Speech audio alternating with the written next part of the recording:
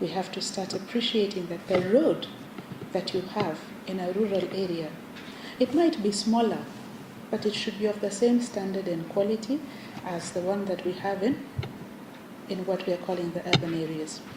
So for the youth and the people of this country, we need to take advantage. We need to go out there and say who we are, how are we defining ourselves, how are we making sure that every part of our habitat is what we'd like it to be, and how are we positioning ourselves for competition on the global market. It actually even determines which area we actually set aside for agriculture. So we are talking of food security, we are talking of work security, and we are equally talking of a good standard of living, provision of basic services. If you start providing basic services rightly in the rural areas, it means that as they grow, the city will grow with it, because the plan has been there. All you need to do is to move in phases.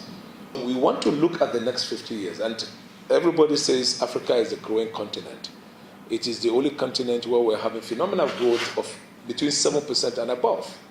And the thing we want to do is to make sure that this growth are consistent and sustainable. You don't do 7% this year and do 3% next year. No.